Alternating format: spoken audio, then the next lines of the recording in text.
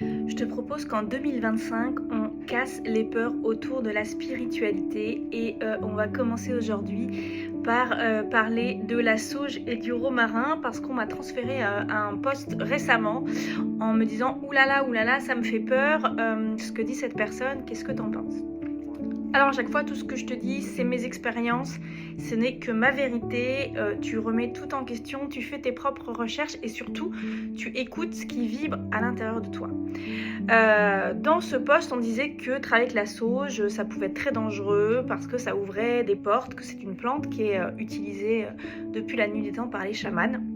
Donc ça, c'est tout à fait vrai. La sauge, elle est utilisée depuis très très longtemps dans de nombreuses cultures par les chamans et elle a notamment cette propriété de venir nettoyer, purifier des énergies qui peuvent être lourdes et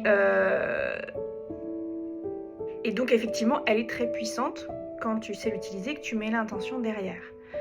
Si tu mets pas d'intention, encore une fois, la plante, elle ne va rien faire. Elle va rien faire à ta place.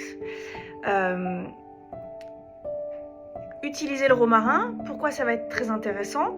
Le romarin, c'est intéressant parce que c'est une plante qu'on a ici, chez nous, donc d'un point de vue écologique, par rapport à la terre-mère, pour travailler.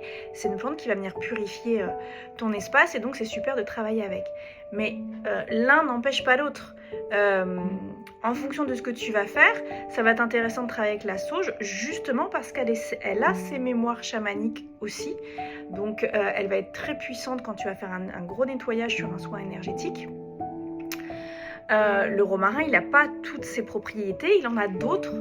Donc tu peux choisir. Mais si tu as peur de travailler avec la sauge, n'y va pas, parce que là, clairement, tu vibres la peur, donc tu vas t'attirer tout ce dont tu as peur. C'est toujours la même chose.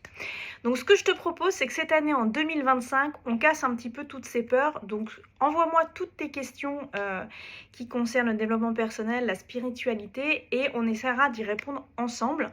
Encore une fois, il n'y a pas de vérité, il y a des expériences, des partages, et puis aussi une compréhension toujours plus élevée. Il ne faut pas s'arrêter à juste quelque chose, il faut essayer de comprendre comment ça fonctionne l'énergétique. Je t'envoie plein de lumière.